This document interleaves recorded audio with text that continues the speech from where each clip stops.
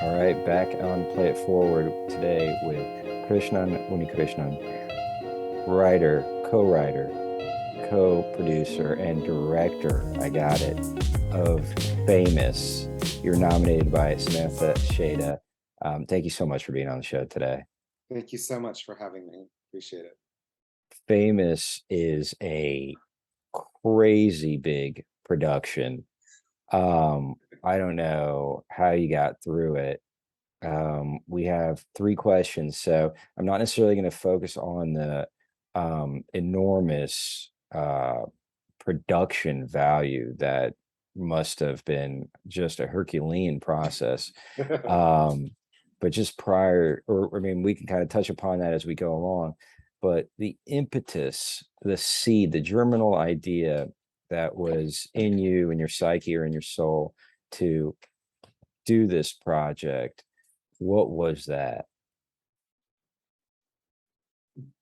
It's actually my I have to give credit to my advanced director teacher, Jeremy Kagan at USC Film School.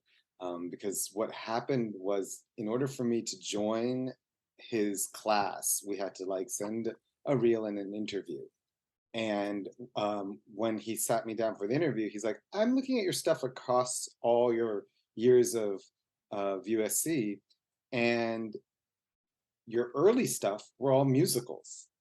And by the time we get here, I'm seeing it like now that you're about to graduate, you're like doing all the same sort of like film school, weird like drama type of thing. And he's like, but I can see that you from your work that it's the musicals that have the juice. So I'm going to say that you can only come into my class if you do a musical.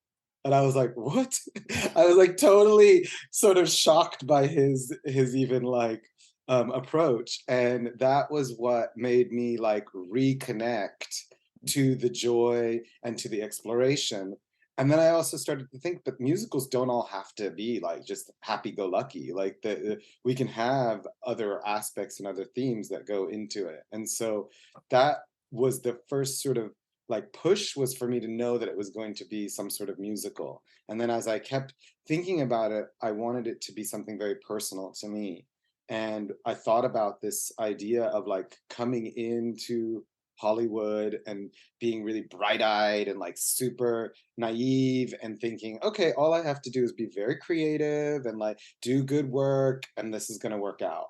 And that was a very shocking sort of wake up to realize that there was so much politics that were involved, and there was so many other games that were like being played here in Hollywood over the sort of the creativity and the sort of sacred art of storytelling, which is what actually brought me to come out here, was feeling this very strong connection to mythology, feeling this connection to um, uh, coming to a shared understanding with my fellow humans, and having stories to come to that place.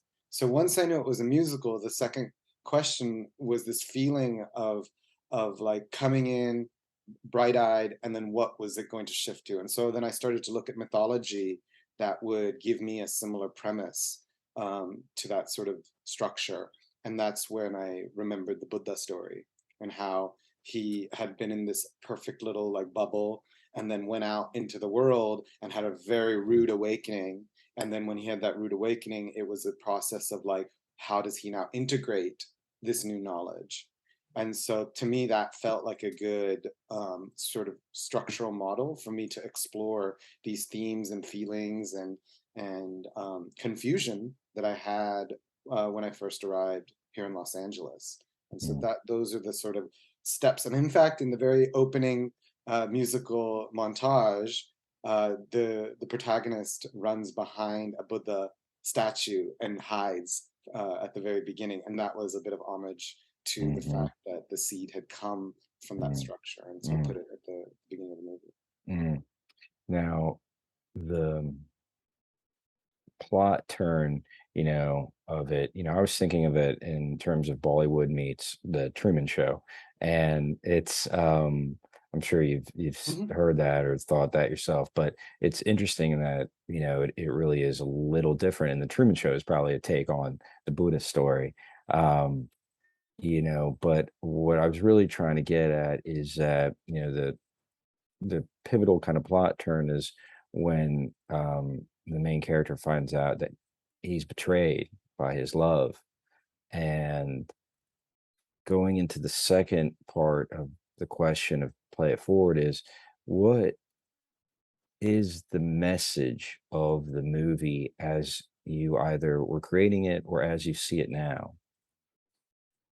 So I have to say that the message of the movie, I don't feel actually fully communicated in terms of, for a variety of reasons. So when you ask me that second part, I would say, yeah, I do actually think the message did shift a little bit because I had to like recognize what had happened. And so I'm gonna go back to my own confusion because Yeah. what happened was is that um first of all, you're correct in that like many people had brought up the Truman Show. What the interesting part of me for me was, well, what is going to be his life after he leaves? Like to me, I felt like they stopped the movie Right. There's a at the part two. most Yeah. pivotal point because I Yeah. want to see how he adjusts. Because the rest of it is beautiful and everything, but it's all just his discovery. And I'm really was curious how he would integrate that discovery. And so part of what I was looking at was this idea that we all are living in our own reality. We all have our own perception of the world. And honestly, until something sort of like dramatically hits us, it's often we will just stubbornly choose to keep projecting our view and our viewpoint up onto the story and continue to kind of stick to that. And that creates very um, I should say just surprising behavior. I'll just say surprising behavior. So for me, it was this, what I was attempting to show was this sort of like Pollyanna idea of like how much that we can hold on to our worldview, particularly if we feel like it's coming from a legitimate or coming from a sort of what's the right word? Because he's feeling like it's towards his love and being dedicated to his love and his romantic interest is the ideal. And I feel like that's an ideal that we see both in Bollywood and in Hollywood. And so I took a lot of the tropes in Bollywood and would flip them, like would twist them throughout the film, so that people could get a sense of like, oh, whoa, it's playing against the tropes of what's going on, yet still acknowledging them. And what was interesting was that it wasn't read by the American audience because they aren't as familiar with Bollywood. So I realized that there was a gap in the communication because I didn't quite put this understanding that I needed to sort of orient, and that led to a bigger question of like because I remember watching this interview with Toni Morrison and Charlie Rose, and Charlie Rose asks her about her books coming with a specific point of view, and she's like, "Are you really asking me if I could write like a with the white voice?" Like, and it's like really she does it so tactfully because she's pointing out that you're bringing up stuff because you're not realizing that you have a race and that your questions are not objective, and the reason you're not understanding certain things is because you're not acknowledging your perspective of the story. And so I didn't have those words when I was making the movie, but I hit that exact same thing because I remember taking it to an exec at a studio, and they were like, "You should market yourself as a foreign director." And I was just like, wait, what? I was like born and raised in this country, and so the fact that I didn't put the sort of like cultural cues instead of asking the audience to work and meet me, I felt like I had done something wrong at that time because I thought, oh, well, they can't read my film, and so I did a lot of different pickups and adjustments and Mm, kind of like added stuff to mm, sort of smooth it over mm, mm. into a way that it could make sense, even if they didn't know all of the cultural sort of nuances. And in that process, when I showed it to people in India, I bored them. it was too much. They were familiar with it all. They were Yeah. too familiar, and they felt like I was Yeah. just, like, too much signaling where things were coming from and not letting them do the work, and so I ended up in this, like, limbo place where I was Hmm. just like, "Whoa." Interesting. Yeah. I'm, like, too obvious when I show it in India, and Yeah. it's not obvious enough in the sort of Western American market, and strangely, when I showed it in the UK, they loved it. And I think it's because it was that balance, because having the Hmm. colonial past Sure. of England with this a strong sort of affinity for Indian culture and an understanding of Indian culture, I think it turned out to be the sort of like middle wishy-washy sort of it was enough for them to feel like in the UK that they had something to explore, but Hmm. it was still a little unknown. So that was Hmm. a wild opening experience for me. I did not understand that, and I went through a lot of like questioning of my own voice and and questioning of my own clarity because I was taking Yeah. what everyone was saying seriously. So it Yeah. did. That was a really unexpected part of this whole movie. Yeah, I could see the challenge of that and it being confusing and then ultimately leading to, well, what is my authentic statement here? What is my feeling about expressing the story? How do I, cultivate that inertia into what the story is telling me I should say? Totally. Um, but kinda still going back to the point, because of the question in terms of the meaning of it, it's, for my perspective as I mean, it's really totally American, but kind of just the just the pure storyline on it. Here you have, like, this character who is, very much in love with this woman, and he thinks that love is real. And like many of us has been there in our lives, it often happens, and then you find out, wait, it was one-sided to a degree or not fully reciprocated. Oftentimes the person is incapable of it. It's, but we kind of personalize it. And so, but that aside, he gets to the point where he breaks through that mediated reality, the false world, and he sees that there is some powers that be outside, because there are already powers that be that are antagonistic in his, fake world. But then he goes outside of that world and sees, whoa, there's another power. It's a different power. And the woman that I loved is now collaborating with this power. She's a part of it. And he is left at the end of it still professing his love for her. And that is a powerful statement. And how do we interpret that? Well, I I don't think I'm trying to. I mean, I know that I'm not trying to answer that question. I want to bring that question up because I felt like, even in my own life, right, especially because of what was going on with all of this, I was like, I thought that if I stayed to my ideal, that things would work out and in this way of like understanding would be met, but it was like you just described it. It was like there's another layer on that game that goes into multiple levels. So for me, I wanted to just bring that whole thing up to the surface because I felt like that's not really there, and that's why it ends with the same sort of voice of like the name of the character is Maya, and in the show, which in Sanskrit translates to illusion, and The female character. yeah, the Yeah. female character, yes, her name is Maya, but then it's Sakshi in her real life. So she's her actress name is Maya, and the character name is Sakshi, which is what the you hear her say. I mean, sorry, the sort of quote unquote villains say at the very end of the movie. Now, Sakshi comes to translates in Sanskrit to like truth, this, but it's not a truth in terms of like a fact or something, but it's a truth as in a revelation or a realization. It's like the truth you learn from direct experience, from witnessing the world and recognizing what is actually happening.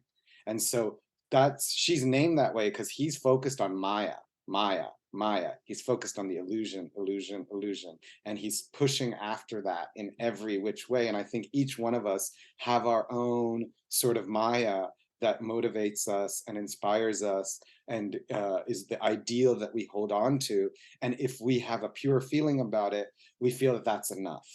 And I'm really exploring the fact that maybe it's not enough, because perhaps you have a misunderstanding of the ideal. Maybe you have a misperception of how that ideal is being played out. Like I think all of us have had some point in our life where we feel like the feeling is enough, but this is questioning that. It's like, but if you apply that feeling to a misunderstood ideal or a misconstrued conception, is it still enough? Is that really going to be coming into alignment with the rest of the environment and the rest of the sort of circumstances in your life? Like, how long are you going to keep going in that way if you're not questioning your ideals as well? And Well, so he gets to that final point where, um, after the betrayal, there is the sort of the elevator guy who has been in the elevator, and recognized him as a sort of like famous celebrity character, and so comes up and asks him for an autograph at the very end. And at that point, it's not even about the love now. It's like the love is already crushed. Here's something else that's like, wait, how do I put this information into my world? Which I think is kind of what happens to all of us, where we like pursue our ideal, pursue our ideal. And if the ideal still can't meet up, it's okay. We're still gonna keep pursuing. But it's not until life brings us some sort of like a T junction and like kind of hits us this way that we're like, wait a second. And that was what I wanted to do, was like come up and hit it. And so he sees that billboard, well, and look, like that's man, the that question. now you did exactly the same thing that the Truman Show did. I Because know, I did, I know, and that was because that's how I had to change the story, because I realized that we were exploring ways of like other endings and other things, and I realized because I hadn't gotten those sets set up properly, I had to do that, and that's where it led me through the edit. it's such a beautiful, powerful theme to explore. It's so resonant, to all of us. And so I think what I understood you to say is that Sakshi is the woman's name after the switch to the real world in the movie. Correct. Okay, got it. So if That's Maya right. becomes truth. Yeah. Yeah, it's great, man. It's great. It's such a resonance theme, and I would love to see part two. How do you integrate that into your life, and Exactly. sense of it? The Which I last, did actually write a lot of stuff on that, because that was going to be kind of my next project, except everything shifted after this project. But yeah, like that was that I still am interested in those things, and now I feel way more qualified to explore yeah, it, because I yeah, feel that I have had a lot more life experience yeah, around that whole process. yeah. And I think part of the reason was I was in the middle of that, what the Uzzer, and Uzzer translates to fame. So Mm, the name of the main character is mm, Fame. His mm, name was mm, Famous, or mm, Fame. And so mhm. to me, I felt like I was just observing how many people come out to LA with that sort of dream of fame, whether it's for good or bad, or whether there's no judgment. The energy, though, is here to kind of like share the story, which has this energy of fame around it. And so I Mm, was really looking into that. And now I feel like I have a deeper understanding and relationship to what that energy is, yeah, and would have some more things to explore, actually. yeah, yeah. No, it's such a, most of us humans don't end up with what we initially thought we wanted to be or to become, the hockey player, the actor, writer, director, whatever.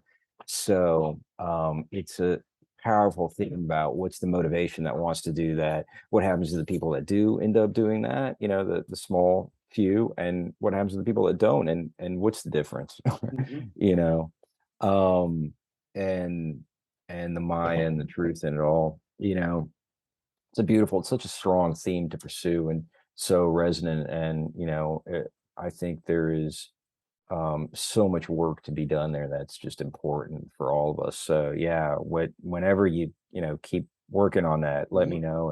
I And will. yeah. Definitely. The last question is, how have you been changed as a person after you since making this movie?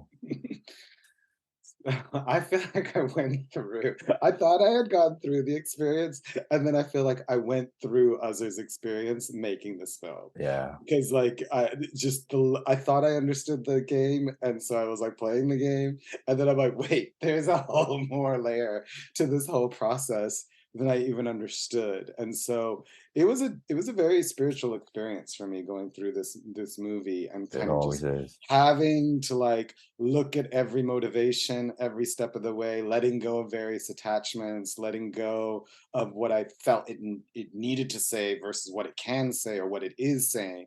And that I think that little piece was huge for me because it made me realize that it's not that we have a story to say, it's the stories choose like who's going to tell about them. And I think that became even more clear in this process that like stories choose you. It's like it's kind of silly for us to believe that we're like writing the story or you know, we made the story up. I find that this process, although I understood that intellectually, took it from more of an intellectual point of view into an experiential point of view, where the only way it would move forward at various points was for me to ask it, "What did you want to say?" And it was like a constant conversation for me in that process. And so when I got to this sort of uh, let's say surprising revelation that the film was not very legible in variety of markets and I think that like made me really question. I was like, okay, well then where does this stand and what's going on? And it got me very, I mean, I think I went down first, obviously, because I was just like so disappointed by the fact that like I'd put all this energy, but it wasn't reaching to the people that I wanted to speak to. And that made me recognize something that I had come across probably even 5 years before. And that this is this concept that, like, if you are giving something and someone is receiving, it creates a subtle power dynamic like this. And I think there was a piece of me that was trying to give some wisdom or teach some wisdom. And that was creating a subtle power dynamic in my storytelling. And instead, it's all about this sort of exchange. Um, the person who taught me this story was like, when you exchange, then everyone rises together. And so I started to think very deeply about that. I was like, so what? How can I exchange? How can I learn? And that made me realize, wait, and it's something I'd already explored in film school, was like this choose your own adventure, this narrative that sort of you can kind of has branching or maybe nonlinear narratives, was something that I was very interested in film school with, because of this idea that then there can actually be a conversation in the storytelling. It's not just the one side that is like speaking. The audience can actually interact. And so I started to look into more interactive storytelling and started to explore that. And that led me in a sort of parallel way to studying with a Himalayan monk about oral storytelling tradition. And the oral storytelling tradition is like what we're having right now, where it's like you and I are listening to each other, we're exchanging. You're giving me your reflections, which inspire things in me to say, and then I offer my reflections. And so together there's this fire of knowledge that's happening between us in our conversation. And so I wanted to bring that as a priority in my life. I said, well, how do we, if that's why we started this whole thing, like, you know, get sitting around the campfire, sharing stories so we feel connected to each other as human beings, as a community, and to our planet Earth, Mother Earth.